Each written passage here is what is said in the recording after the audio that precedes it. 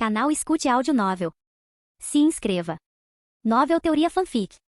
Fanfic Naruto, o preço da imortalidade. Capítulo 31. Um genjutsu que pode neutralizar o Sharingan. O estabelecimento de nações e aldeias marcou o início de uma nova era, ao mesmo tempo que abalou os alicerces da antiga. No entanto, se as disputas eram resolvidas por conflito imediato, o que separava esta nova era do período dos reinos combatentes? A postura de Konogakure sempre foi a de resolver conflitos por meio do diálogo. Como Kaji Senju Hashirama trabalhou incansavelmente por esse ideal, embora alcançá-lo ainda parecesse distante. Nas fronteiras entre nações, a paz era um sonho fugaz. Disputas territoriais eram uma questão inevitável, e os guardas de fronteira de nenhum dos lados estavam dispostos a ceder nessas questões. Eventualmente, essas tensões eclodiriam em conflito. A faísca para esses confrontos poderia ser tão simples quanto uma desculpa inventada, o suficiente para justificar uma escaramuça completa. Cada lado se posicionaria como vítima, mantendo-se em posição de superioridade moral. Refletindo sobre isso, parecia típico do modus operandi de Konogakure. Quando os conflitos terminavam, as consequências eram muitas vezes confusas. Com Hashirama supervisionando Konoha, Konogakure tinha poucas chances de esconder as coisas debaixo do tapete. No entanto, Konogakure, sendo uma vila militante, tinha sua própria abordagem direta para resolver tais questões. Eles podiam pagar reparações, o dobro ou o triplo do valor usual. Como se não bastasse. Os shinobi de Konogakure responsáveis pelo ataque cometiam seppuku ou até mesmo se executavam diante dos representantes de Konoha para demonstrar sua determinação. Para os forasteiros isso poderia parecer absurdo, mas para os shinobi de Konogakure, era um sacrifício honroso. Eles acreditavam que dar tudo de si pela vila, mesmo até a morte, era um dever sem arrependimento. Seus feitos seriam celebrados e seus nomes imortalizados como heróis. Essa mentalidade era justamente a razão pela qual conflitos frequentemente ocorriam ao longo da fronteira entre Konoha e Konogakure. Toda vez que Senju Momoka pensava nisso, seus dentes se apertavam de frustração. Ugi, o líder do clã, continua pregando a paz para resolver disputas, então as linhas de frente nunca se inflamam de verdade. Que pena, murmurou Momoka. Kakuzu sorriu interiormente ao ouvir as palavras da Kunoichi Senju, reprimindo a vontade de responder. Espere até que seu líder de clã morra. O mundo shinobi será consumido pelas chamas da guerra novamente, com batalhas intermináveis que o deixarão exausto. Mas ele guardou esses pensamentos para si, não querendo estragar o momento. A vida e a morte são inevitáveis. Precisamos olhar para frente, ou seus sacrifícios serão em vão. Enfim, vamos mudar de assunto, disse Kakuzu casualmente. Tudo bem. Momoka deu de ombros. A propósito, ouvi dizer que seu genjutsu é bem impressionante. Como funciona? Você pode me ensinar?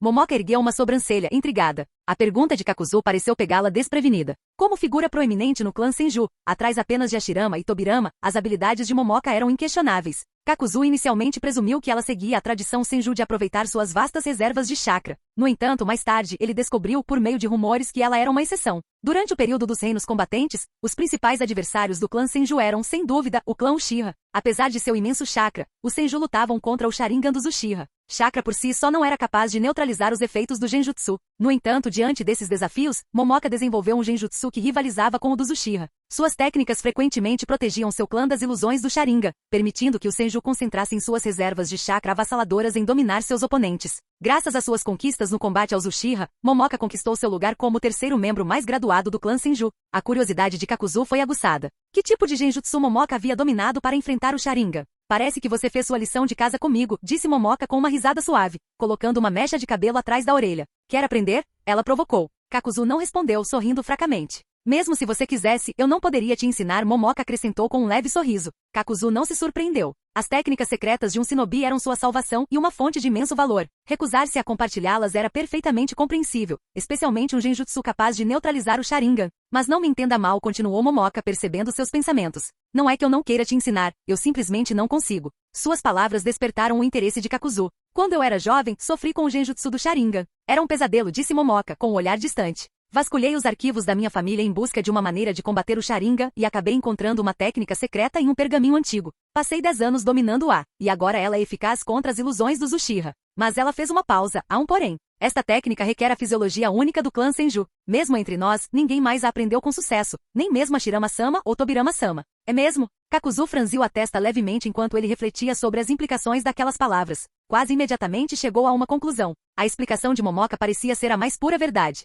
Fazia sentido que Senju Momoka não quisesse compartilhar suas técnicas secretas com estranhos, tal sentimento era compreensível. No entanto, depois de todos esses anos, nenhum membro do clã Senju havia sido capaz de reproduzir o extraordinário genjutsu de Momoka. Mesmo aqueles que haviam treinado sob seu comando por longos períodos não conseguiram. Claramente não se tratava apenas de uma questão de linhagem, o talento era igualmente crucial. Sem ambos, seria impossível dominar um genjutsu tão poderoso. Com a discussão sobre genjutsu aparentemente encerrada, e vendo que Kakuzu não tinha mais perguntas, Senju Momoka se virou para sair. Quando estava prestes a desaparecer, ela parou e olhou para ele. Na verdade, posso compartilhar mais uma coisa com você, uma descoberta que fiz quando alcancei o ápice do Genjutsu, disse ela calmamente. Não importa se é o Genjutsu do Sharingan ou o Genjutsu comum que praticamos, no final, todos convergem para o mesmo ápice. A razão pela qual o Genjutsu comum é mais fraco do que as técnicas baseadas no Sharingan é simples. O praticante não possui a proficiência necessária. Sua energia, espírito e foco ficam muito aquém dos do oponente. É por isso que seu Genjutsu não consegue superá-lo. Se você realmente se interessa por Genjutsu, sugiro que treine nessa direção.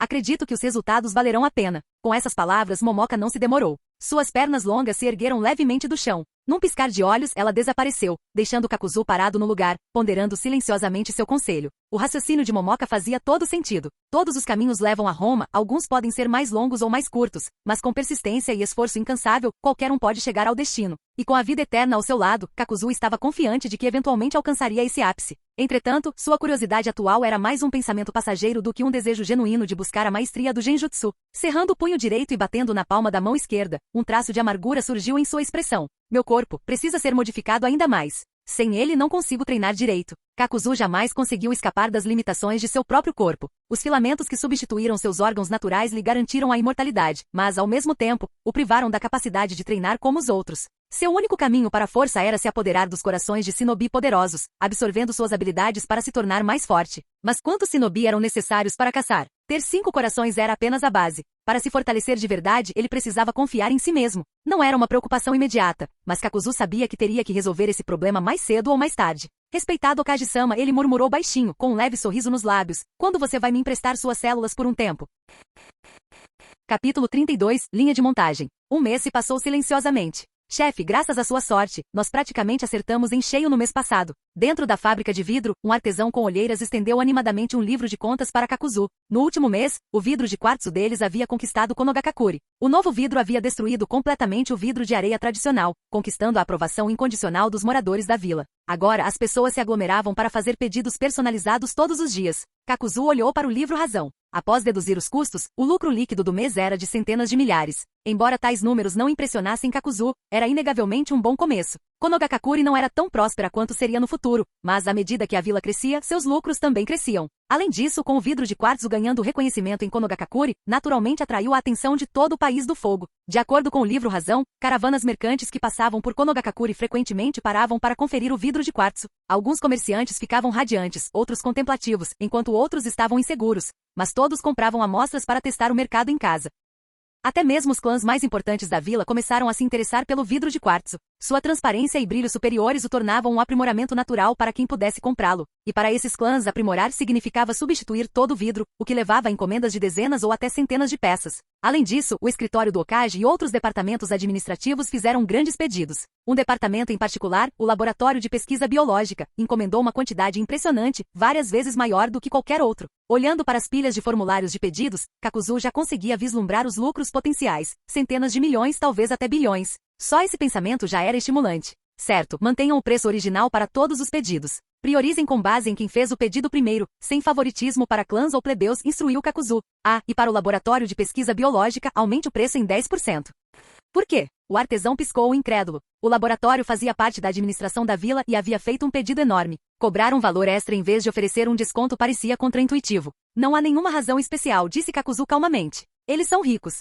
Entendi. Depois de dar suas instruções, Kakuzu se preparou para sair quando o artesão o chamou novamente. Chefe, e agora? Bem, talvez não consigamos dar conta da carga de trabalho. Muitos trabalhadores estão ameaçando pedir demissão. Kakuzu levantou uma sobrancelha, pronto para perguntar por quê, mas rapidamente percebeu o problema. O artesão apontou para suas olheiras e começou a reclamar. Chefe, com os pedidos se acumulando a cada dia, a carga de trabalho continua aumentando. O resto de nós não vê nossas famílias há mais de 20 dias. Se continuar assim, minha esposa pode me deixar. Os outros trabalhadores estão na mesma situação. Simplesmente não aguentamos mais. Kakuzu levantou a mão, interrompendo. O artesão tinha razão. Aquele era um descuido de Kakuzu. Ele previra que o vidro de quartzo se tornaria popular, mas não esperava que a demanda disparasse tão rápido. Com apenas uma dúzia de trabalhadores tentando atender às necessidades de milhares de aldeões, o esgotamento era inevitável. Entendido. Vocês todos trabalharam duro. A partir de agora, implementaremos um rodízio de 3 turnos. Todos se revezarão trabalhando, descansando e passando tempo com a família. Nada disso será negligenciado. Além disso, seu salário deste mês será triplicado. No momento em que Kakuzu terminou de falar, as olheiras do artesão pareceram desaparecer. Obrigada, chefe. Vou avisar todo mundo agora mesmo. Chega de reclamações, todos vão saber que você é o melhor chefe de todos. O artesão apertou a mão de Kakuzu vigorosamente, seu rosto brilhando de excitação, antes de sair correndo para espalhar a notícia. Kakuzu deu um leve sorriso e não disse nada. Observando a movimentada vidraçaria, ele começou a refletir. É hora de expandir a oficina. Não há outra opção a não ser superar o cansaço por alguns dias e terminar isso. Com esse pensamento, Kakuzu entrou em ação. Seu plano não era inovador para os padrões modernos, mas, neste mundo, era revolucionário. Montar uma fábrica com uma linha de montagem. Ao automatizar etapas essenciais como trituração, pesagem, mistura, fusão, moldagem e recozimento, tudo poderia ser simplificado em um único sistema. Os trabalhadores precisariam se concentrar apenas em tarefas específicas. Essa abordagem não só aumentaria a eficiência, como também criaria oportunidades de emprego para muitos em Konogakakure. Após alguns dias de trabalho árduo, a fábrica começou a tomar forma. Cada processo era cuidadosamente organizado, garantindo um fluxo contínuo de produção de vidro, 24 horas por dia. A produção não se limitaria a Konogakakure, mas logo alcançaria cidades por toda a Terra do Fogo. Agora, a única preocupação de Kakuzu era quando a fábrica precisaria se expandir novamente. Claro, Kakuzu não precisava lidar pessoalmente com essas questões. Todos os dias alguém lhe entregava dados detalhados sobre o desempenho da fábrica.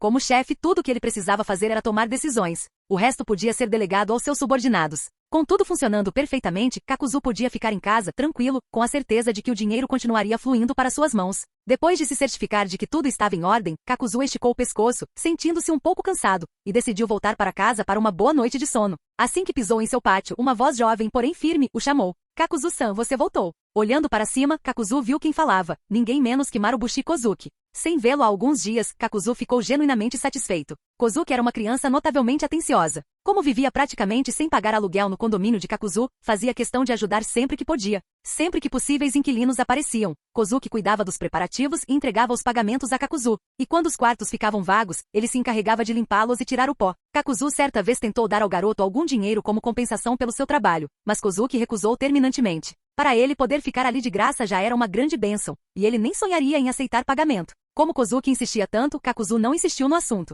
Em vez disso, criou o hábito de trazer algumas guloseimas para o menino sempre que ele voltava. Afinal, crianças adoram lanches, e Kozuki aceitou com gratidão essas pequenas demonstrações de apreço. Em troca, tornou-se ainda mais diligente em ajudar Kakuzu a administrar os apartamentos. Desta vez, quando Kozuki viu Kakuzu retornar, soltou um suspiro visível de alívio. Correndo até lá, curvou-se profundamente e disse, Kakuzu-san, você finalmente voltou. Há um convidado que deseja vê-lo. Capítulo 33. Os predecessores do Okage. Neste mundo, era considerado uma forma de etiqueta que os inquilinos visitassem seus proprietários ao se mudarem. A maioria das pessoas que alugavam um imóvel vinha cumprimentá-lo, e com o tempo, esse costume se tornou amplamente aceito. No entanto, esse hábito frequentemente deixava Kakuzu sobrecarregado. Com dezenas, às vezes centenas de inquilinos sob seu teto, tornou-se uma tarefa que ele mal conseguia cumprir. Além disso, Kakuzu não era de se preocupar com formalidades. Considerando que todos tinham acabado de se mudar para Konogakakure, sem dúvida tinham muitas tarefas para cuidar. A política de Kakuzu era simples. Contanto que pagassem o aluguel em dia, não havia necessidade de gentilezas desnecessárias. Um simples cumprimento de passagem bastaria. Mas hoje, as coisas eram um pouco diferentes. Kakuzu-san, eles insistiram em conhecê-lo, relatou Marubushi Kozuki. Eles? Kakuzu fez uma pausa, arqueando uma sobrancelha enquanto se virava para Kozuki. Então, não era só uma pessoa. Momentos depois, Kakuzu abriu a porta de sua sala de estar, onde 3 jovens já estavam sentados ao redor da mesa central. Ao vê-lo, levantaram-se imediatamente e o cumprimentaram com sorrisos calorosos, apresentados por Kozuki um após o outro. O trio parecia incrivelmente distinto. Um era magro, com cabelos em formato de abacaxi, outro, atarracado, com cabelos ruivos espetados, e o último, de constituição mediana e longos cabelos dourados. Ino, Shika, CH, Kakuzu murmurou instintivamente. Suas feições e presenças despertaram uma lembrança antiga. Os 3 riram ao ouvir o apelido. O jovem com o cabelo em formato de abacaxi se aproximou cortesmente. É uma honra que nossa reputação tenha chegado até você, Kakuzu-san. Permita-me apresentar-me. Sou Yamanaka Shikami, e estes são Akimichi Shotaro e Nara Shoroku. É um prazer conhecer todos vocês. Nunca imaginei que encontraria os lendários clãs de Ino Shikasho aqui, disse Kakuzu, com genuína surpresa em seu tom. Ter membros desses renomados clãs como seus inquilinos era inesperado. Afinal, era um clã shinobi, não deveriam ter permanecido em suas próprias terras? Enquanto os 4 se reuniam ao redor da mesa, Kozuki serviu o chá obedientemente. Durante a conversa, Kakuzu aos poucos foi juntando as peças da história. Os clãs Ino Shikasho vinham da região mais ao sul do País do Fogo. Apesar de serem relativamente pequenos em número em comparação com clãs como Senju e os Hyuga, eles conquistaram sua reputação pela força de suas técnicas secretas e pela união. Atualmente, cada clã contava com apenas cerca de uma dúzia de membros, embora previsse aumentar para várias dezenas nas próximas décadas. Com seu próprio assentamento em Konoha ainda em construção, eles optaram por ficar temporariamente na propriedade de Kakuzu. Dado o tamanho modesto, realocar todo o grupo para os aposentos maiores de Kakuzu era administrável. O que mais intrigava Kakuzu era a dinâmica equilibrada disputada entre os clãs. Eles tinham um acordo de longa data para selecionar líderes de clã com idades semelhantes, garantindo a harmonia geracional. Os 3 anteriores, cada um com pouco mais de 20 anos, eram os novos chefes de clã escolhidos. Uma vez estabelecidos, os clãs planejavam expandir suas famílias. Isso também significava que figuras conhecidas como Nara Shikaku, Akimichi Shoza e Yamanaka Inoishi, aqueles aclamados como veteranos na história principal, nasceriam nos anos seguintes. No meio da conversa, Kakuzu notou algo peculiar sobre Shoroku. Os líderes do clã Nara praticam medicina? Perguntou Kakuzu, interessado. Ele não se referia ao ninjutsu médico moderno ou à cura de chakra, mas sim à medicina tradicional. Ele vira Shoroku medindo o pulso de alguém. Shoroku riu modestamente. Você me lisonjeia. Meu clã praticava medicina há gerações, e algumas técnicas foram transmitidas. No entanto, com o advento dos métodos modernos, nossas práticas tradicionais estão à beira do esquecimento. Kakuzu não esperava encontrar vestígios da medicina tradicional neste mundo paralelo. Isso o deixou curioso sobre as origens da herança médica do clã Nara. No entanto, dada a história tumultuada do mundo shinobi, rastrear suas raízes parecia improvável. A medicina tradicional é profunda e atemporal, disse Kakuzu com sinceridade. Se houver uma oportunidade, você poderia me ensinar? Talvez fosse uma sensação de nostalgia, um desejo de se conectar com suas raízes ou simplesmente a busca por uma nova habilidade. Seja qual for o motivo, Kakuzu sentiu-se compelido a aprender. Shoroku sorriu generosamente. Claro, é só uma arte antiga. Se você estiver interessado, ficarei feliz em lhe ensinar a qualquer momento. Por meio desse encontro, Kakuzu criou um vínculo com o trio Ino Shikasho. Nos dias seguintes, sua rotina se alternava entre trabalhar na fábrica de vidro e aprender medicina tradicional com Shoroku. Num dia ensolarado, o pátio brilhava com o calor do sol. Kakuzu estava sentado no telhado de braços cruzados, observando em silêncio o homem pintando lá embaixo. O homem, com pouco mais de 30 anos, era incrivelmente bonito. Em uma das mãos, segurava um pincel, enquanto na outra segurava uma paleta de vibrantes tintas a óleo. Concentrando-se profundamente, impregnou seu pincel com chakra e começou a pintar com pinceladas rápidas e elegantes na tela. Em pouco tempo, o cenário do pátio, a casa e as árvores, ganhou vida na tela. A casa parecia vívida e realista, enquanto as árvores pintadas pareciam balançar ao vento. Que maestria técnica! Seu trabalho realmente captura o espírito da cena, refletiu Kakuzu. A julgar pelos calos nas mãos do homem, não era difícil perceber que ele era um shinobi. Com o fim do período dos reinos combatentes, os shinobi agora tinham mais tempo livre. Veja este homem, por exemplo, ele era inquilino de Kakuzu e, ao que parecia, um artista habilidoso.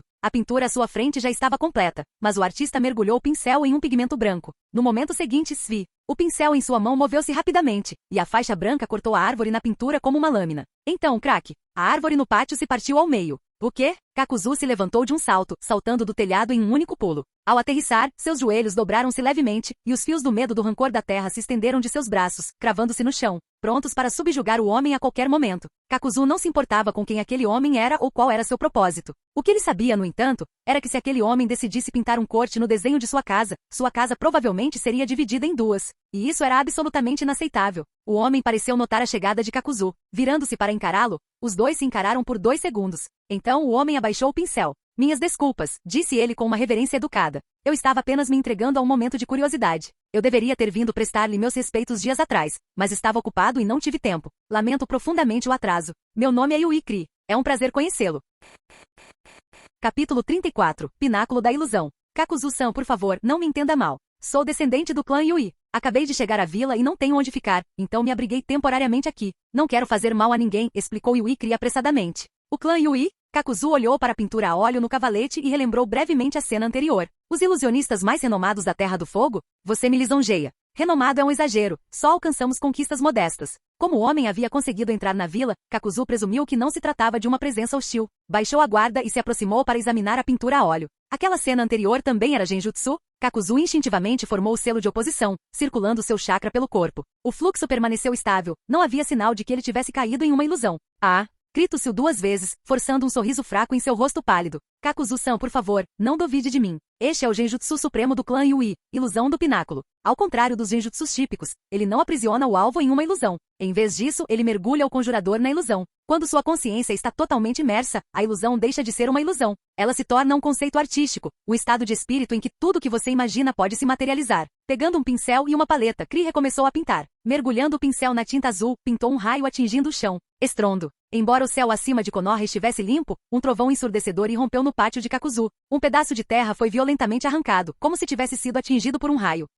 A expressão de Kakuzu traiu sua surpresa. Transformar uma ilusão em realidade, este genjutsu era de fato formidável. No entanto, poucos momentos após o golpe, a pele de Kri empalideceu ainda mais. Seu pincel e paleta escorregaram de suas mãos trêmulas, caindo ruidosamente no chão enquanto seu corpo balançava precariamente. Você está bem? Kakuzu se moveu para acalmá-lo. Nesse momento, a porta de um quarto vizinho se abriu com um rangido. Uma mulher carregando uma criança saiu, claramente alarmada com o estrondo. Cri, por que você não me escuta? Eu te disse para não usar mais essa técnica. É demais para o seu corpo. A mulher se aproximou, ajudando o Cri a se sentar. Ela acenou educadamente para Kakuzu. Peço desculpas pelo incômodo. Vou limpar o pátio em breve. A propósito, sou a esposa dele. Não é problema algum, respondeu Kakuzu com um leve sorriso, embora seu olhar permanecesse em Cri. Sentado nos degraus, Cri recuperou o fôlego, seu rosto ainda pálido. Perdoe-me pelo constrangimento. A ilusão do pináculo consome muita energia mental, então, tosse, tosse. Suas palavras foram interrompidas por outro acesso de tosse. Kakuzu não precisou de mais explicações. Sua mente vagou para uma conversa anterior com Senju Momoka. O corpo humano pode ser dividido em 3 aspectos: o físico, o energético, o chakra e o espiritual. Estes correspondem ao taijutsu, ao ninjutsu e ao genjutsu, respectivamente. Quanto mais poderoso o genjutsu, maior o consumo de energia espiritual. Forçar-se a usar genjutsu avançado sem reserva suficiente sobrecarregava imensamente o sistema nervoso. Estava claro que Cri estava sofrendo exatamente esse tipo de reação. Olhando para a criança nos braços da mulher, Kakuzu perguntou: o bebê tem nome? Sim, o nome dele é Yui Makoto, respondeu a mulher. É mesmo? O olhar de Kakuzu tornou-se brincalhão. Quando essa criança crescer, provavelmente entenderá o impacto que a técnica secreta desse clã causa na mente. Eu não ficaria surpreso se fosse proibida na geração dele. Mas se Jui Kurenai tivesse aprendido essa técnica, ela não teria sido tão facilmente derrotada por aquele pirralho Uchiha. Por outro lado, alguns momentos icônicos teriam sido perdidos. O pensamento trouxe um sorriso enigmático ao rosto de Kakuzu. 6 meses se passaram num piscar de olhos. Neste dia, a entrada da loja de vidro de quartzo estava agitada com o som de tambores e fogos de artifício. A atmosfera festiva atraiu uma multidão de curiosos moradores de Konoha. Em meio ano, o sucesso da loja não havia diminuído. O motivo era simples. Ouvi dizer que o próprio Sr. Hashirama está chegando. É verdade? Olha, não é o nosso Kaji? Meu Deus, é ele mesmo. Para o Sr. Hashirama visitar pessoalmente, isso deve significar que o vidro de quartzo beneficiou muito Konoha. Os moradores conversavam animadamente e o cenário animado ficava ainda mais alegre. Na entrada da loja, Kakuzu estava pronto para receber os visitantes. Vestido com suas vestes e chapéu de Hokage, Senju Hashirama chegou, ladeado por Senju Momoka e outros membros do clã Senju. Representantes dos clãs Hyuga e Yamanaka também estavam presentes para dar os parabéns. Kakuzu, eu sabia que estava certo sobre você, declarou Hashirama com uma gargalhada. Esse negócio de vidro de quartzo que você começou não só trouxe imensas contribuições para Konoha, como também criou inúmeros empregos. Agora, recebo cartas de outras nações quase diariamente, todas pedindo para comprar nosso vidro de quartzo. Sua inovação realmente abriu as portas para trocas pacíficas entre nós e outros países. Ha. Ao final de seu discurso, Senju Hashirama não conseguiu conter uma gargalhada. Kakuzu trocou olhares com os outros, e logo todos se juntaram a ele. O vidro de quartzo que Kakuzu havia desenvolvido havia essencialmente tornado o vidro tradicional obsoleto. Com seu preço acessível, quase todos no mundo shinobi estavam fazendo a troca.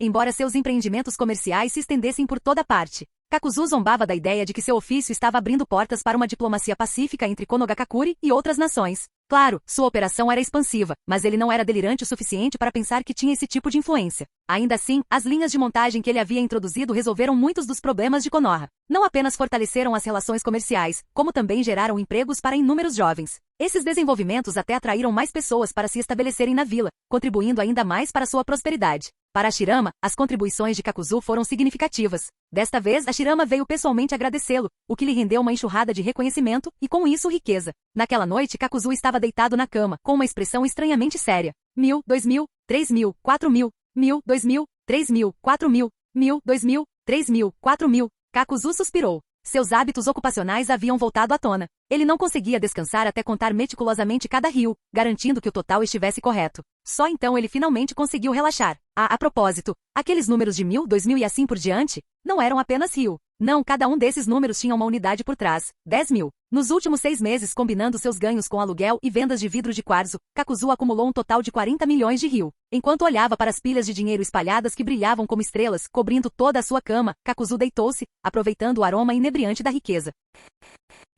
Capítulo 35. A visita de Tobirama. Kakuzu olhou para o céu noturno, cuja escuridão não era quebrada nem por um vislumbre de luar. Lentamente levantou-se e aproximou-se de um painel escondido no chão. Com cuidado deliberado, abriu, revelando uma escada que descia para as profundezas sombrias de um porão meticulosamente construído. Lá embaixo jazia seu tesouro, um cofre seguro que abrigava os 40 milhões de RY que ele havia ganhado nos últimos 6 meses. Trancando cuidadosamente a fortuna, ele voltou para o andar de cima e fechou o painel perfeitamente. Ele se misturava perfeitamente com o piso, sem deixar vestígios de sua presença. Após garantir a entrada secreta, a expressão de Kakuzu mudou. Seus olhos se aguçaram quando um rosnado baixo escapou de seus lábios. Em um movimento repentino, um de seus braços costurados disparou para frente, cortando o ar em direção à escuridão além da janela. Senju Tobirama, rugiu ele. Pare de se esconder e apareça. A quietude da noite se rompeu, e uma figura emergiu das sombras. Com um clarão, ele apareceu na sala, cabelos prateados, olhos penetrantes e a inconfundível armadura azul do segundo Hokage. Faz tempo, Kakuzu, disse Tobirama, com a voz calma, porém cortante. Sua percepção melhorou desde o nosso último encontro. Bufou Kakuzu. Me poupe de papo furado, Tobirama. Se você está aqui para me testar de novo, saiba disso, já chega dos seus joguinhos. Hoje à noite, acaba. Ele se virou completamente para encarar Tobirama, com o corpo tenso e os olhos brilhando de desejo de lutar. A presença de Tobirama era uma irritação constante, um lembrete da marca do deus voador do trovão gravada em seu corpo, uma marca que Kakuzu não conseguirá remover. Era uma vulnerabilidade onipresente, uma que Tobirama parecia determinado a explorar. Tobirama examinou a sala, seus olhos aguçados captando os tênues traços do segredo de Kakuzu. Então, é aqui que você guarda seus ganhos, disse ele casualmente. Escolha interessante. Embora para alguém como eu, 40 milhões de RY não seja exatamente um prêmio tentador. Kakuzu cerrou os punhos. Isso não vem ao caso. O que te dá o direito de ir e vir quando quiser? Desta vez é dinheiro, mas e se da próxima vez eu estiver ocupado? Imagine ser interrompido no meio de uma atividade pela sua aparição repentina. Considere-se sortudo por eu não ter atacado à primeira vista. Os lábios de Tobirama se contraíram num sorriso irônico. Isso é um desafio? Pode-se dizer que sim, rosnou Kakuzu. Chega de papo. Vamos resolver isso. Aqui e agora. Tobirama ergueu uma sobrancelha. Você quer lutar comigo? Aqui em Konoha? Isso não é nada produtivo. E o que é produtivo então? Kakuzu retrucou. Seus braços se contraíram enquanto os fios sob sua pele se flexionavam, prontos para atacar a qualquer momento. Tobirama suspirou, cruzando os braços. Sua influência em Konoha cresceu significativamente, Kakuzu. Seu monopólio na indústria do vidro afeta quase todas as famílias. Também está aumentando os custos do meu laboratório. Kakuzu estreitou os olhos. Ah, então esse laboratório é seu. Não é à toa que você tem tolerado os aumentos de preço. De fato, admitiu Tobirama. Mas minha paciência tem limites. Vim renegociar. Kakuzu ponderou por um momento. Tudo bem, mas ouça uma coisa. Se você se teletransportar para minha casa sem ser convidado novamente, vou garantir que nem a Shirama consiga te salvar. Entendeu? Palavras ousadas, respondeu Tobirama, seu tom perdendo a alegria anterior. Você não é exatamente a pessoa mais confiável. Você realmente espera que eu baixe a guarda? Então mande seu Ambu me espionar, Kakuzu disparou. Mas se alguém invadir aqui sem minha permissão, eu mato. Ponto final. Ambu? Tobirama franziu a testa. O que isso quer dizer? Kakuzu congelou, percebendo seu erro. Droga, Konoha tinha apenas 6 anos. Ainda não havia uma unidade Ambu formal. Só, sabe, disse Kakuzu, correndo para se proteger. Operadores das sombras. Como assassinos. Trabalhando no escuro. Esse tipo de coisa. Os olhos de Tobirama brilharam com interesse repentino.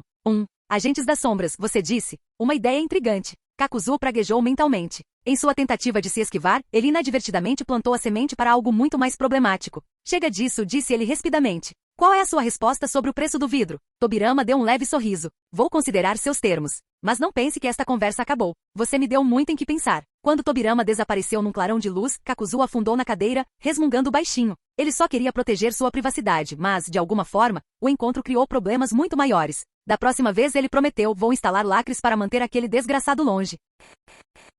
Canal Escute Áudio Novel. Capítulo 36. Uchiha. No 7º ano do novo calendário ninja, 6 anos após a fundação de Konogakakure, a vila fervilhava de vitalidade. Após um ano de esforços, a atmosfera vibrante de Konoha se tornou ainda mais intensa. Clãs como os Inuzuka e os Aburami se juntaram à vila, não apenas aumentando sua população, mas também contribuindo significativamente para sua força como clãs ninjas. Localizada no noroeste de Konoha havia uma pequena clínica médica. A Tractilode Poria Alcasush, murmurou Kakuzu enquanto tomava o pulso de um aldeão com uma das mãos, enquanto a outra anotava os nomes das ervas. Ajustando a receita com base nas indicações do pulso, ele finalizou uma fórmula. Velho, está aí a sopa dos 4 cavaleiros da minha cidade natal. É excelente para sintomas como voz fraca, falta de ar, fadiga e perda de apetite. Cuide-se e lembre-se, manter a calma e evitar a agitação são as chaves para uma vida longa. O aldeão aceitou a receita com sincera gratidão. Kakuzu-sama, você é realmente um herói de Konoha. Não só construiu fábricas para resolver nossos problemas de subsistência, como também é especialista em medicina. Você curou muitos de nós, em nome de todos, obrigado. Não precisa agradecer, velho.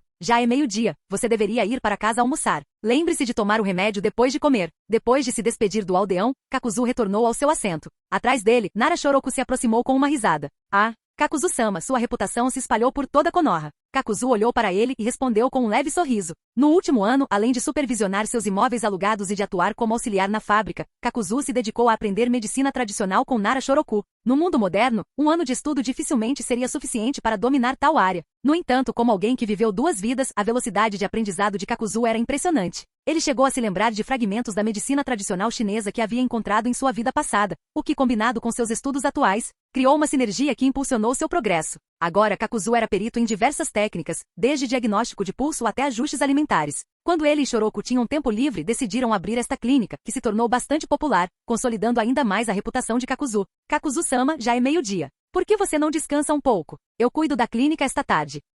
Muito apreciado, Shoroku. Kakuzu deu-lhe um tapinha no ombro, levantou-se e saiu da clínica, caminhando pelas ruas de Konoha. O tempo estava perfeito, céu limpo e uma brisa suave. As ruas estavam mais vibrantes do que um ano antes, com moradores movimentados e lojas alinhadas ao longo das ruas. Era um cenário repleto de promessas de um futuro brilhante. Kakuzu-sama, olá. Uau, é mesmo Kakuzu-sama. Nunca pensei que te encontraria aqui. Kakuzu, eu admiro você há tanto tempo. Você pode me dar um autógrafo? Ele é um verdadeiro talento na nossa aldeia. Os elogios eram constantes, e por um bom motivo. Afinal, ele havia recebido apoio público do próprio Hashirama Senju, era dono de uma fábrica de vidro, administrava uma parcela significativa dos imóveis alugados em Konoha e agora passava os dias curando os moradores. Era difícil não se tornar uma celebridade local. Felizmente a admiração ainda era administrável, apenas cumprimentos amigáveis e pedidos ocasionais de autógrafos. Não havia multidões frenéticas como no mundo moderno das celebridades. Kakuzu retribuía cada cumprimento com um sorriso educado, mantendo a compostura enquanto caminhava pela vila. Perdido em pensamentos, o nariz de Kakuzu sentiu um aroma tentador que o fez parar. Seu corpo fortemente modificado, graças à técnica do medo do rancor da terra, havia substituído grande parte de seu tecido orgânico por fios negros.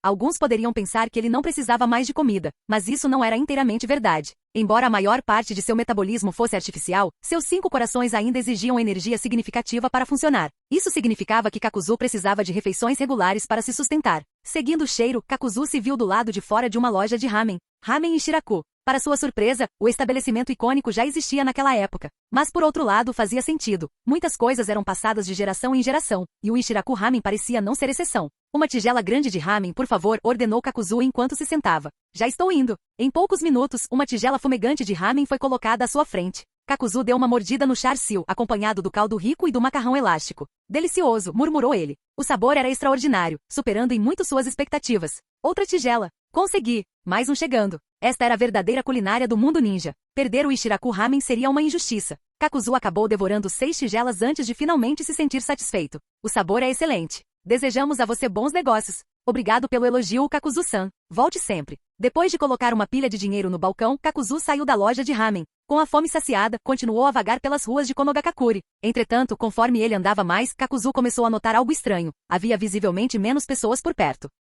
O que está acontecendo? Seus instintos de shinobi o alertaram imediatamente para a mudança sutil. Afinal, aquela era uma parte movimentada de Konoha, lar de estabelecimentos como o Ishiraku Ramen. No entanto, depois de dobrar 2 esquinas e atravessar algumas ruas, a multidão animada havia diminuído consideravelmente. Os transeuntes restantes se moviam em pequenos grupos com expressões inquietas, até mesmo tensas. Examinando os arredores, Kakuzu rapidamente encontrou a resposta. Naquela rua, um grupo específico de indivíduos se destacava. Todos usavam uniformes idênticos e nas costas, havia um emblema distinto do clã. Um desenho dividido em 2 partes. A metade superior, uma lua crescente vermelha. A metade inferior, uma forma curva branca. À distância, parecia uma raquete de ping-pong. O clã Uchiha. Kakuzu não esperava que suas andanças sem rumo levassem ao distrito Uchiha. Embora estivesse em Konoha havia um ano, raramente se aventurava perto dos territórios dos principais clãs. Apesar da chamada nova era no mundo shinobi, a divisão entre plebeus e clãs shinobi permanecia palpável. As tensões e barreiras não eram algo que pudesse ser apagado da noite para o dia. Os principais clãs tinham seus próprios espaços e raramente se misturavam com forasteiros. Da mesma forma, os aldeões comuns geralmente não tinham motivos para se aventurar nos territórios dos clãs. Kakuzu não era exceção. Lugares como os complexos Uchiha ou Iga eram áreas que ele evitava ativamente. Sua evasão não se devia a regras sociais tácitas entre os clãs e os plebeus, mas sim à praticidade, ele não queria problemas. Por exemplo, se ele entrasse no complexo Iga e alguma criança travessa decidisse ativar seu Byakugan para espiá-lo, Kakuzu não podia garantir que sua técnica do medo do rancor da terra não fosse exposta. Capítulo 37, Manjeki. O Sharingan, o famoso jutsu do clã Uchiha, disse que ele percebe o fluxo de chakra no ar, analisa as complexidades de taijutsus avançados e réplica praticamente qualquer jutsu além do Kekkei Genkai. Esse poder incrível consolidou o status lendário do clã Uchiha. No entanto, Kakuzu estava confiante. Por mais poderoso que o Sharingan fosse, ele jamais descobriria o segredo de possuir 5 corações. Apesar de sua segurança, Kakuzu não estava com disposição para se demorar. A arrogância inata dos Uchiha os tornava companheiros desafiadores, e ele preferia seguir em frente rapidamente. À beira do rio, um jovem de cabelos longos e feições marcantes e esculpidas estava sentado sobre uma grande pedra. Sua postura exalava orgulho e autoridade. Ao seu redor, havia um grupo de crianças, cada uma usando o emblema do clã Uchiha em suas roupas. As crianças olhavam para o jovem com admiração e entusiasmo. Akira, ouvimos dizer que você despertou aquela Kekkei Genkai. Pode nos mostrar? Meu pai sempre diz que você é o melhor entre a geração mais jovem. Devíamos aprender com você. O lendário Manjek Sharingan. Dizem que apenas um punhado de pessoas em todo o clã, além do líder, consegue despertá-lo. Akira, pelo bem da força do nosso clã, ensine-nos como desbloquear o Manjek Sharingan. O jovem, conhecido como Uchiha Akira, tinha 19 anos. 6 anos antes, ele assistira impotente ao assassinato de seu pai por um membro do clã Senju. Naquele momento, 2 filetes de sangue escorreram de seus olhos. Quando foi resgatado mais tarde, seus olhos haviam passado por uma profunda transformação. Naquele dia, Akira jurou vingar seu pai com o poder de seus olhos recém-despertados. No entanto, não muito tempo depois, a maré da história mudou. Os clãs Uchiha e Senju negociaram a paz, fundando uma nova aldeia e inaugurando uma nova era. Diante desse anseio coletivo por paz, a determinação de Akira por vingança começou a vacilar. Chega! A voz de Akira trovejou, interrompendo a tagarelice das crianças. Ele saltou da pedra, e seu tom ríspido silenciou o grupo. Assustadas com sua explosão repentina, as crianças se encolheram, e a excitação foi substituída pelo medo. Akira suspirou interiormente. Ele não tinha a intenção de agredi-los, eram apenas crianças. Ele se recostou na rocha, seu olhar se suavizando enquanto olhava para o horizonte. Desde a fundação da vila, o coração de Akira estava em conflito. Ele entendia o valor da paz, mas ela o deixava à deriva, inseguro quanto ao seu propósito. Os dias se passaram em uma névoa de ociosidade e suas ambições embotadas. A raiva de hoje era apenas um desabafo para sua frustração. Embora repreender crianças estivesse longe de ser digno,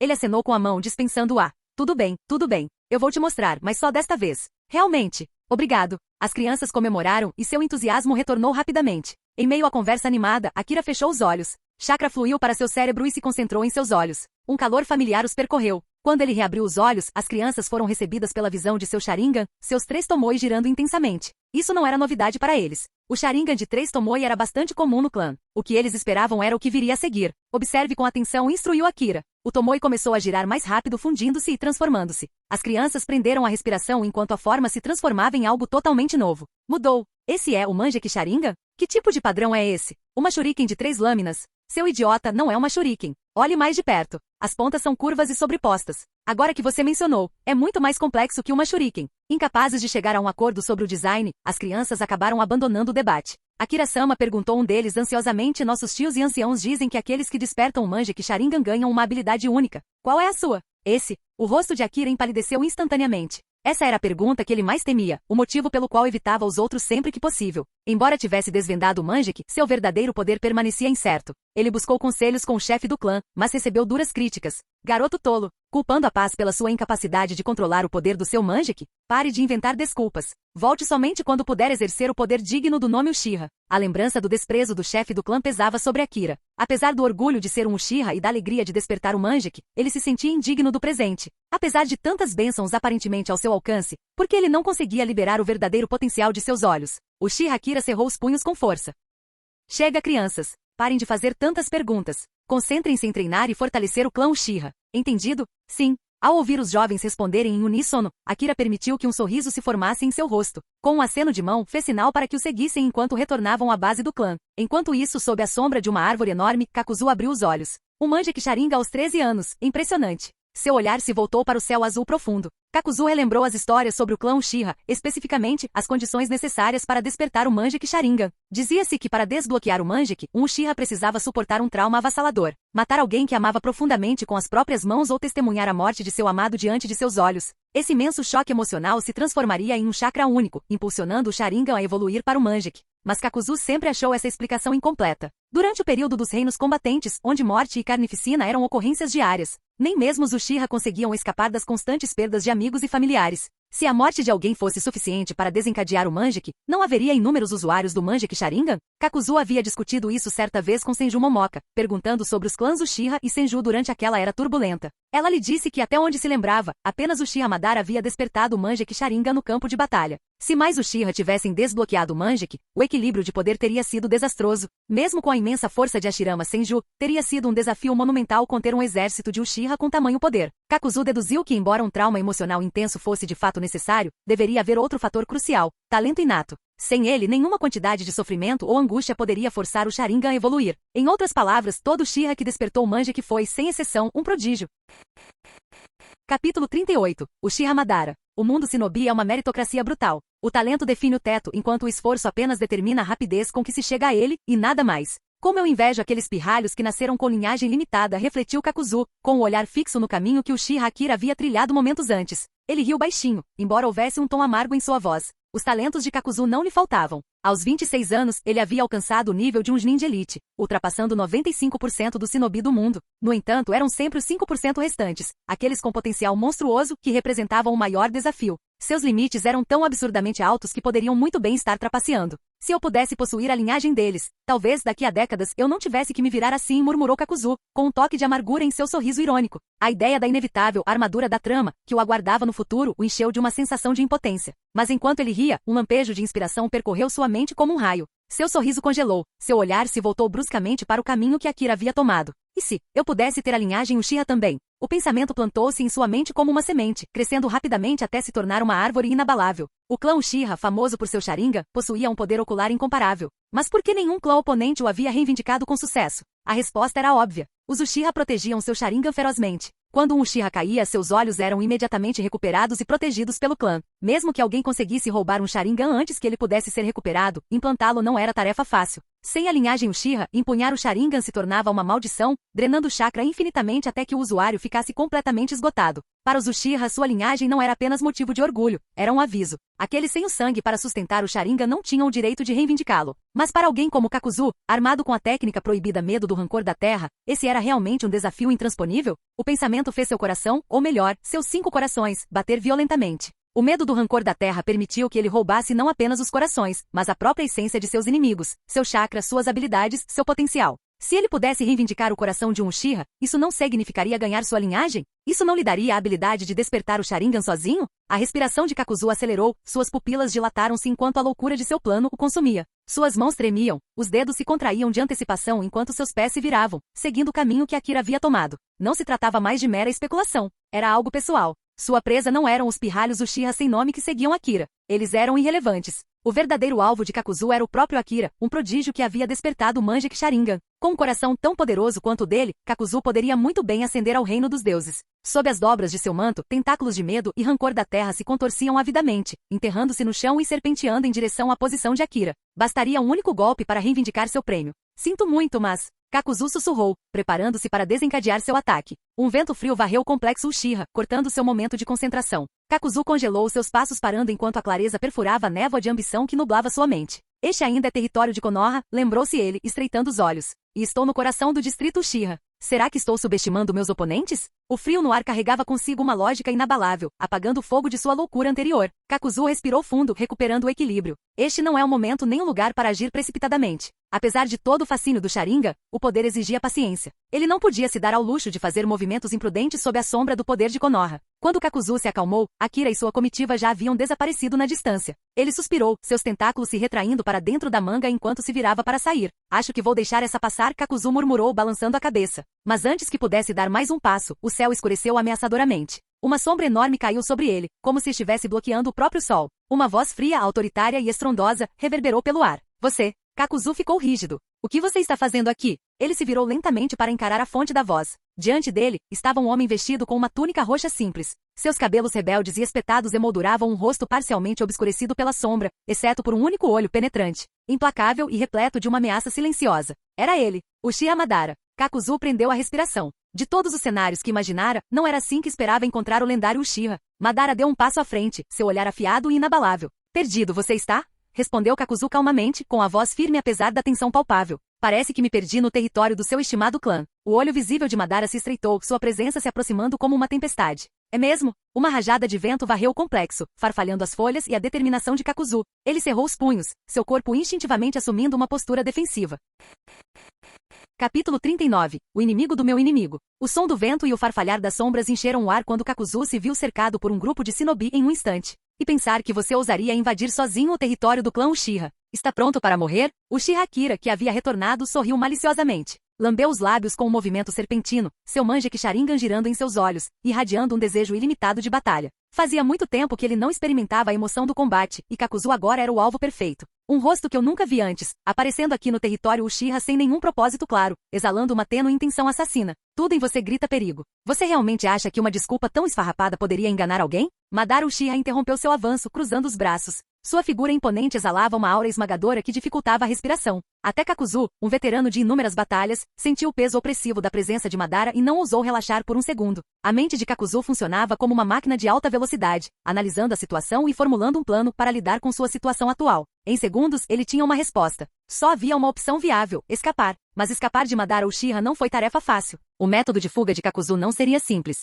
Ele planejava morrer sob as mãos de Madara, usando-as como um disfarce perfeito para desaparecer sem deixar rastros. Líder do clã, não precisa sujar as mãos. Permita-me usar o genjutsu do meu Sharingan para fazê-lo revelar o motivo pelo qual invadiu nossas terras, ofereceu Akira, ansioso, com seu Mangekyou Sharingan girando enquanto se preparava para agir. Ele não se envolvia em uma luta de verdade há muito tempo e estava ansioso por ação. Entretanto, seu entusiasmo foi recebido com uma fria repreensão. Fique quieto. Líder do clã, o rosto de Akira se contorceu de frustração, mas antes que ele pudesse protestar mais, Madara o interrompeu com uma precisão gélida. Você nem despertou o verdadeiro poder dos seus olhos. O que te faz pensar que está pronto para o combate? Volte e reflita sobre suas deficiências. As palavras de Madara atingiram Akira com força, deixando-o com o olhar perdido no chão, envergonhado. Assim que começou a ficar de mau humor, um colega Uchiha o cutucou, sinalizando para que olhasse para cima. Quando Akira olhou para Madara, seus olhos se arregalaram em choque. Pensar que o líder do clã ativaria seu 3 Tomoe Sharingan para lidar com esse cara. Isso mostra que o inimigo não é comum. O poder dele deve ser considerável. O líder do clã deve estar protegendo você, não deixando você enfrentá-lo. Ao ouvir essas palavras, Akira começou a entender. Seu olhar para Kakuzu mudou, um lampejo de respeito agora presente. Para forçar o líder do clã a usar o 3 Tomoe Sharingan. Quem exatamente é esse cara? O Sharingan de Madara girou com precisão mortal enquanto ele abaixava os braços e começava a andar. Seu olhar penetrante tentava rastrear o fluxo de chakra de Kakuzu, mas sua natureza errática era indecifrável, um sinal claro de que Kakuzu não era comum. Naqueles olhos aparentemente calmos de Kakuzu, Madara reconheceu algo profundamente familiar, olhos que haviam testemunhado a carnificina do período dos reinos combatentes. Kakuzu era, sem dúvida, um guerreiro calejado pela batalha, alguém que havia sobrevivido a um derramamento de sangue sem fim. Madara não considerava Kakuzu seu igual, mas o tratava com respeito de um guerreiro cauteloso. Ativar os 3 Tomoe não foi apenas uma escolha tática, foi uma demonstração de respeito pela luta que se aproximava. Madara acelerou o passo. Kakuzu ergueu os braços defensivamente, preparando-se para o confronto inevitável. Então, Madara parou abruptamente. A expressão de Kakuzu não se alterou, mas ele imediatamente sentiu a presença de alguém atrás dele. Os membros do clã Uchiha próximos demoraram um pouco mais para reagir, virando-se para encarar o recém-chegado com expressões cautelosas. Você? Quem diabos é você? O que você quer? Ignorando as vozes questionadoras, o recém-chegado dirigiu seu olhar diretamente para Madara. Madara, você pretende cometer um assassinato no meio da vila? Os olhos semicerrados de Madara revelavam um lampejo de complexidade, intenção de matar, raiva reprimida e um toque de contenção. Tobirama Senju, o que te traz aqui? O tom de Madara era tudo menos amigável, cheio de desdém. Madara, essa é a minha pergunta para você. O que você está fazendo? Retrucou Tobirama com a voz firme e inflexível. Um homem como Tobirama não temia a ira de Madara, ele conquistara seu lugar com força e astúcia. Kakuzu virou a cabeça ligeiramente para olhar para Tobirama, seu olhar transmitindo silenciosamente seus pensamentos. Tobirama, você finalmente usou o deus voador do trovão para algo bom. Tobirama, imperturbável, manteve seu foco em Madara. Este homem é um intruso, de identidade e propósito desconhecidos, no território Uchiha. Como líder do clã, eu não deveria investigar?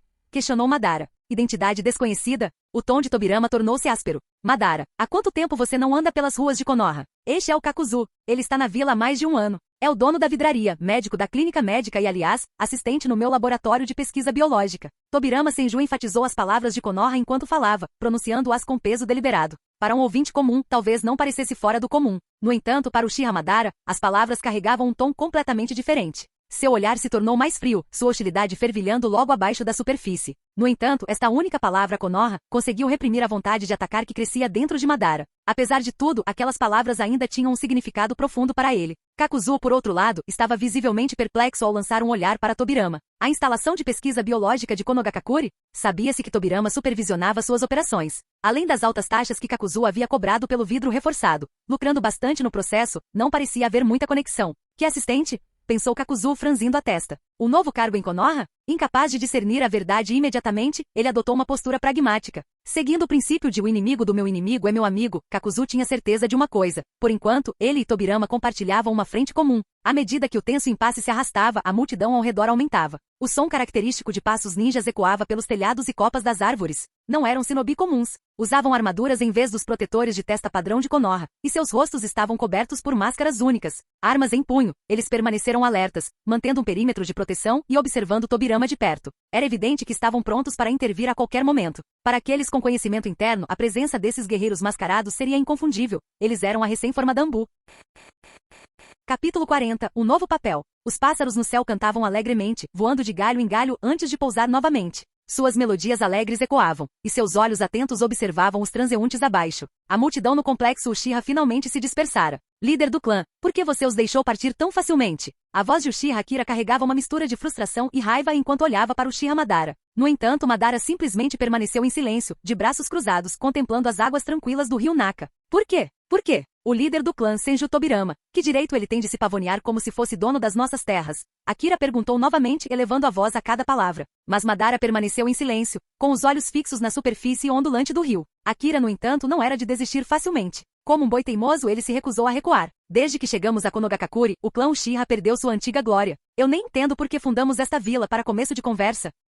Chega! O rugido de Madara cortou o ar, alto e autoritário, fazendo Akira cambalear para trás, em choque. Engolindo em seco, Akira encarou seu líder, incrédulo. Fazia muito tempo que não via Madara perder a paciência. Quando Madara se virou para encará-lo, o Tomoe em seu Sharingan girou, transformando-se no intrincado desenho do Manjeki Sharingan. A mudança sutil por si só foi suficiente para gelar o sangue de Akira. Ele soube então que a raiva de Madara era genuína. Abaixando a cabeça imediatamente, Akira não ousou dizer mais nada, aguardando silenciosamente o julgamento. O tempo pareceu se estender indefinidamente antes que o som dos passos de Madara se afastando chegasse aos ouvidos de Akira. Volte, disse Madara com a voz distante. Quando Akira finalmente ergueu o olhar, a figura de Madara já era uma sombra, diminuindo a cada passo. A silhueta alongada pintava um quadro de profunda solidão e isolamento. Akira era jovem, um dos membros mais apaixonados do clã e um seguidor devoto de Madara. Seu fervor juvenil frequentemente o tornava imprudente, nostálgico da era dos estados combatentes. Madara não podia culpá-lo inteiramente por se sentir assim. Enquanto Madara se afastava, sua expressão endureceu. Seus olhos se voltaram para o alto, para a pedra do Okage, visível mesmo dali.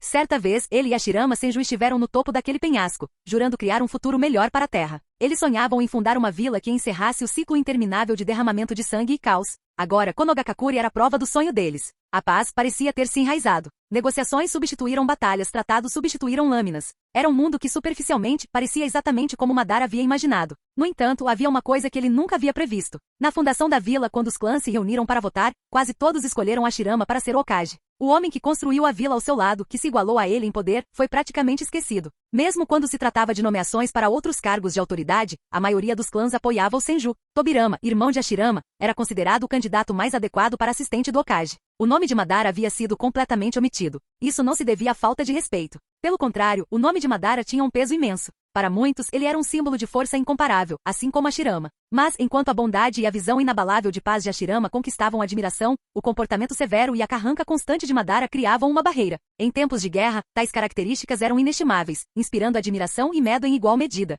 Mas nesta nova era de paz, elas fizeram de Madara um estranho. Um suspiro longo e pesado escapou de seus lábios enquanto seus passos ecoavam pelas ruas silenciosas. Seu Manjeki Sharingan desapareceu, seus olhos retornando ao estado natural. Madara sabia a verdade. Se ele se humilhasse e buscasse um ponto em comum com os outros clãs, talvez as coisas mudassem. Mas ele não conseguia se obrigar a fazer isso. O orgulho que corria em suas veias, o orgulho dos Uchiha, não permitiria. Os Uchiha eram um clã orgulhoso, muitas vezes difícil de se aproximar. Desde a fundação da vila, muitos comentavam sobre os desafios de lidar com eles. Madara, agora mais velho, tinha um coração que só tinha espaço para alguns poucos. Sua família, seu clã e seu velho amigo Hashirama. Esse impasse parecia intransponível. Não era algo que pudesse ser quebrado ou desvendado. Era o dilema que definia a existência de Madara. Apesar de tudo, Madara prezava a paz. A lembrança de seu irmão Izuna morrendo em seus braços ainda o assombrava, uma lembrança dos horrores da Era da Guerra. Isso o fez valorizar a frágil paz que haviam conquistado, mesmo que não fosse a paz com a qual sonhara. As ruas ficaram mais silenciosas à medida que a noite avançava. A silhueta de Madara, orgulhosa e inflexível, estendia-se longamente contra o chão. De cima era nítido. Ele se destacava do mundo ao seu redor, um homem dividido entre seus ideais e a realidade do mundo que ajudara a moldar. De longe, um olhar penetrante cortava a distância. Senju Tobirama, você finalmente usou sua técnica do deus voador do trovão corretamente pela primeira vez. Poupe-me do sarcasmo. Tobirama entregou um documento a Kakuzu em tom seco. Aqui está sua nova carta de nomeação. Basta dizer sim ou não. Kakuzu desdobrou o documento, examinando seu conteúdo com os olhos. De fato, era uma carta oficial de nomeação com o selo do Okage. A mensagem era simples. Queriam que ele assumisse o cargo de assistente no laboratório de pesquisa biológica. Este selo, isso não é obra do Okage, é? Tobirama fechou os olhos, preferindo silêncio a uma resposta. Sua falta de resposta dizia muito. Os lábios de Kakuzu se curvaram em um leve sorriso irônico, mas ele não insistiu. Em vez disso, levantou outra questão. Por que eu? Tobirama abaixou os braços cruzados, abrindo os olhos lentamente para encontrar o olhar de Kakuzu. Observou-o por alguns instantes, sabendo muito bem que chavões como pelo bem da vila, ou pelo futuro de Konoha, não convenceriam um homem como Kakuzu. Não, a honestidade era sua melhor aposta. Você não é de Konoha, ponto. Eu vejo. A declaração era simples, mas tinha peso. Tobirama não se referia à residência de Kakuzu, mas sim à sua falta de raízes profundas em Konoha. Ele não estava vinculado a nenhum dos principais clãs, nem era sobrecarregado pela política e história que os acompanhavam. Isso o tornava um recurso útil, alguém que podia agir sem pensar demais em alianças ou consequências. E acrescentou Tobirama, você é ousado. Não tem medo de experimentar ideias não convencionais. Kakuzu riu secamente, afastando-se ligeiramente de Tobirama. Após um momento de silêncio, fez uma última pergunta. O que eu ganho com isso? Fim do vídeo. Para acesso antecipado à continuação dos vídeos, ou para incentivar o canal, vire membro. Muito obrigado.